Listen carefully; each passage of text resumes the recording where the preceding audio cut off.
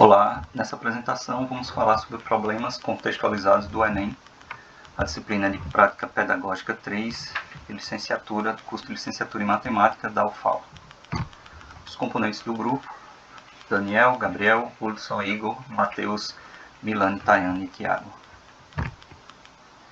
O objetivo dessa apresentação, deste trabalho, é justamente trabalhar com problemas contextualizados extraídos da prova do Enem de Matemática e suas tecnologias, considerando os problemas de contexto realista. A proposta de atividade, utilizando estes problemas do Enem, está voltada para as séries do ensino médio. Foram selecionadas algumas questões da prova do Enem de 2023.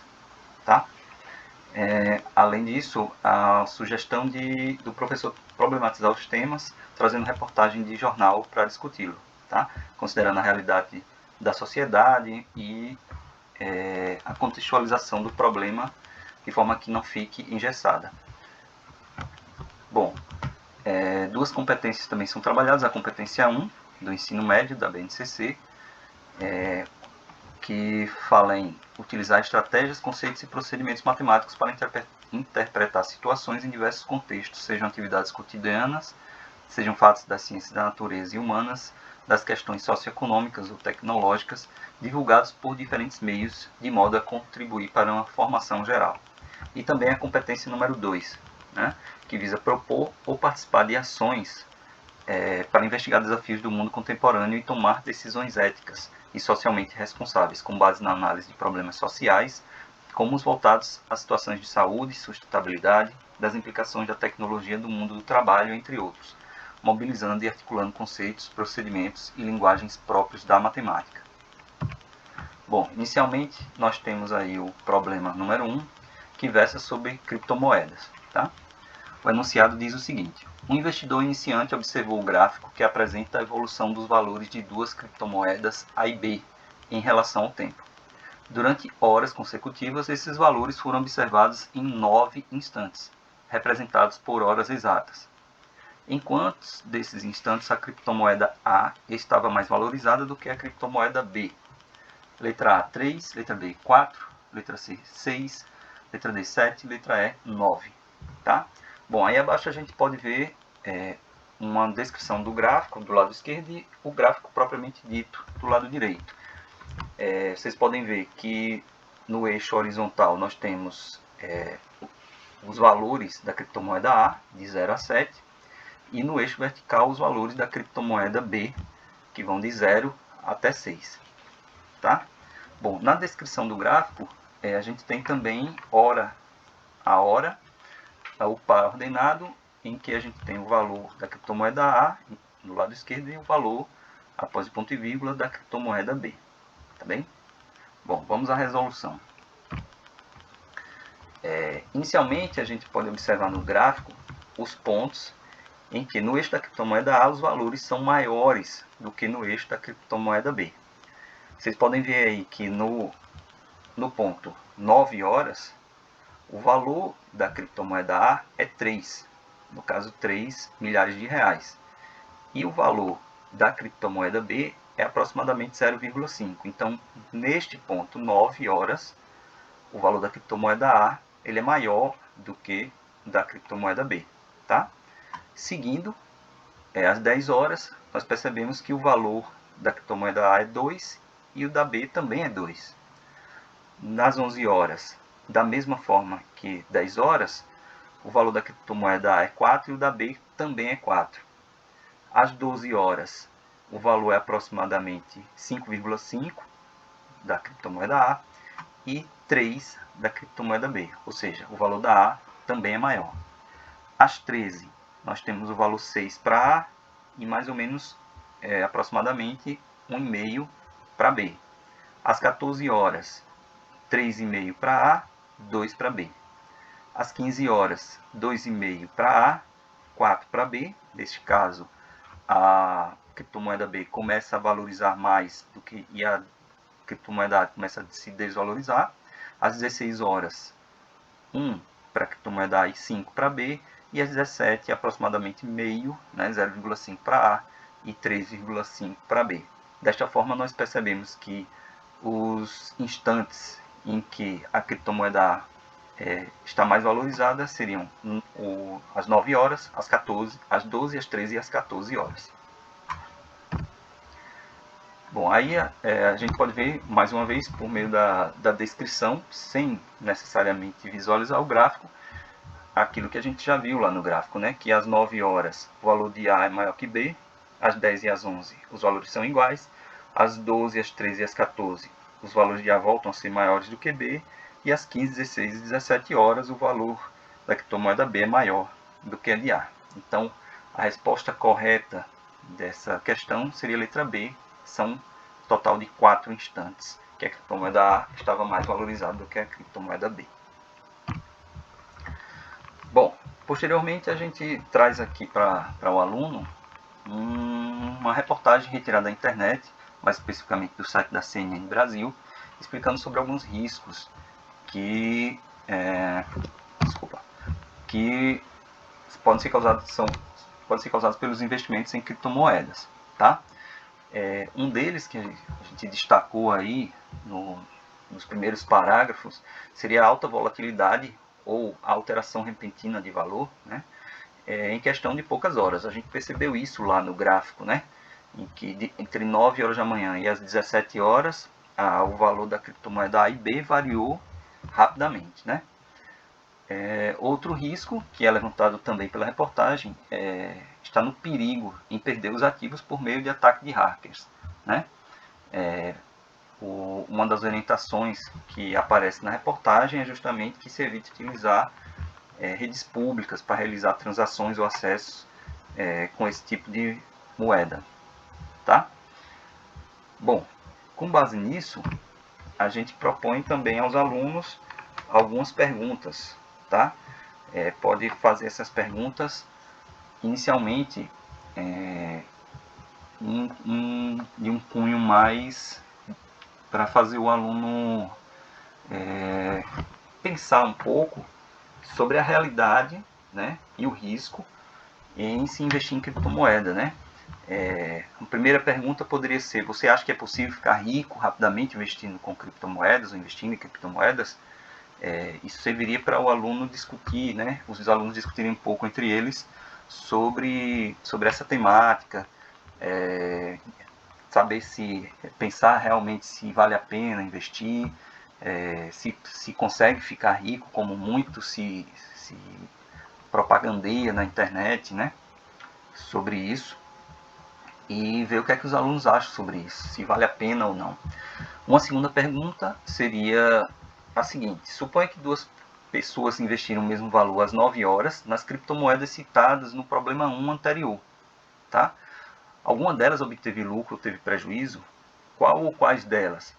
Essa pergunta já teria um cunho mais matemático, propriamente dito, né? Para ver se os alunos compreenderam o tema, ver se os alunos têm a capacidade de perceber no gráfico quando os valores das criptomoedas estão maiores ou menores, tá? E um terceiro questionamento poderia ser de cunho mais social, tá? Poderia perguntar aos alunos: você acha que a obtenção de lucros, né, com investimento em criptomoedas é possível para qualquer tipo de pessoa, independentemente da classe social ou grau de instrução? Dessa forma a gente faria o aluno refletir um pouco sobre a realidade, né, principalmente no nosso país que é tão desigual, para saber se eles acham que realmente uma pessoa que tem menos conhecimento, principalmente em matemática, seria capaz de investir em criptomoeda e obter realmente ganhos ou lucros, ou se isso seria para uma classe mais específica da sociedade, tá bom? Olá pessoal, dando continuidade, me chamo Thiago e vamos falar do tema 4, tá? Contextualizando o lucro, conexão com itinerários formativos e empreendedorismo. A nossa pergunta é: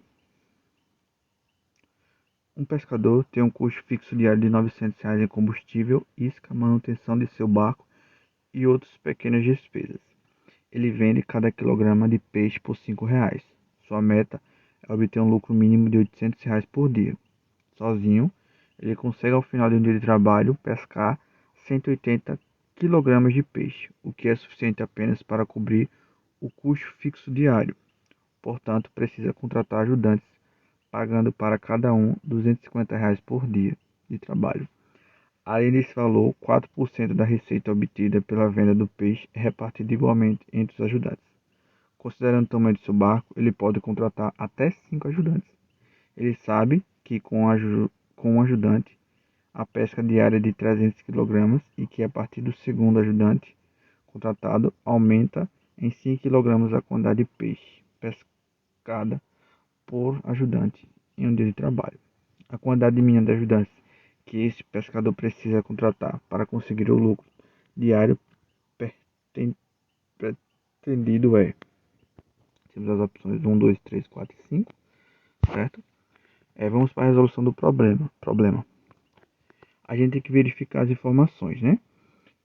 O que é lucro? Lucro é igual a receita menos o custo, certo? Receita, quanto ele ganha, certo? E o custo é tudo aquilo que ele gasta, tá? A gente pegou um exemplo aqui de 3 ajudantes, tá? Que a gente sabe que ele sozinho é 180, com 2 ajudantes. Com um ajudante é 300 e a partir do segundo é 100 a mais. Então, 300 com 1, com 2, 400, com 3 ajudantes, 500. Então, a gente sabe que ele vende o peixe a R$ 5. Então, a gente vai multiplicar aí 5 vezes 500, que é a quantidade de peixe que ele consegue pescar por dia, menos R$ 900, que é as despesas dele, certo? Vezes 250 é a diária de cada ajudante, vezes 3, tá? A diária 3 vezes o ajudante, tá? 250. Menos 4% do lucro. Quanto é o lucro total? Perdão, da receita. Então, a receita é 5 vezes 500 dividido por 4%, tá? Fazendo as contas aí, temos que a receita é de 250 kg de peixe, 2.500 kg de peixe, certo? Menos 900, menos 750 dos ajudantes, menos aí 0,04, que representa os 4%, vezes 250, que representa a receita, tá? Fazendo as contas aí, obtemos que 250 de receita e ele tem um gasto aí, um custo com tudo isso de R$ 1.750. Isso, fazendo a subtração igual a 750. Ele pretende lá, se a gente voltar a questão, ele pretende obter no mínimo R$ 800 por dia. Aqui no mínimo ele está recebendo aí 750, então não é o suficiente. Com isso, menos que 3 ou 3 ajudantes não é o que o pescador deseja lucrar. Vamos ver para 4 ajudantes. É a mesma conta, certo? Mas aí vai mudar algumas informações. No caso, agora a gente passou, como a gente aumentou mais um ajudante, tá? A quantidade de quilogramas que ele vai pescar vai ser 600. Isso vezes o valor do quilo, que é 5. A quantidade do gasto é os R$ 900. Agora aí, o valor que ele vai pagar por ajudante agora é para 4 ajudantes. 4 vezes 250, menos aí os 4% do total, que é 600 vezes 5.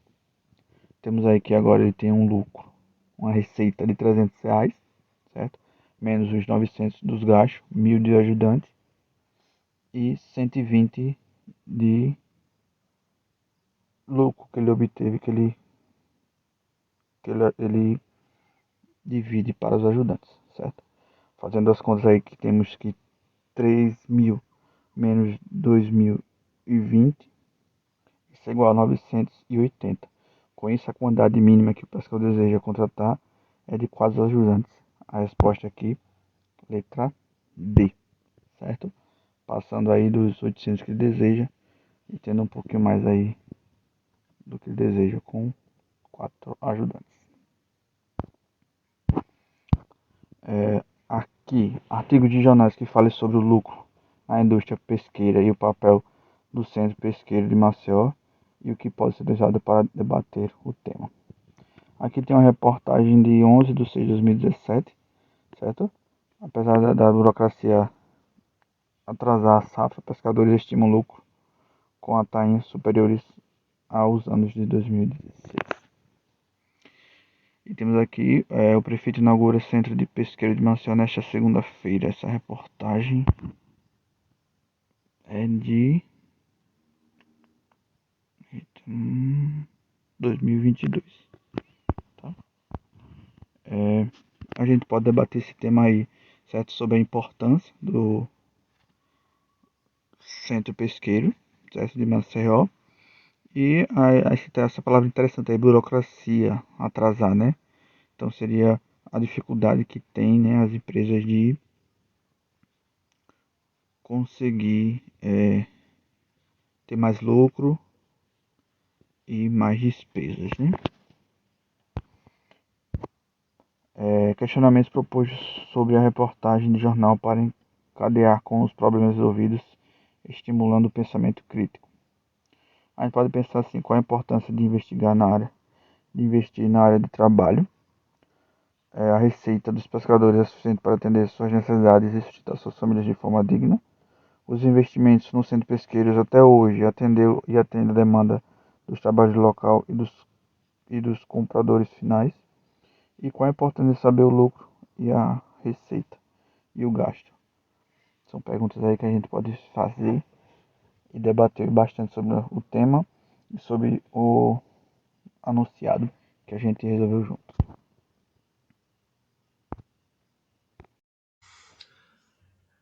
Bom, agora vamos falar sobre o tema presente no contexto do problema 5, que é sobre a creche.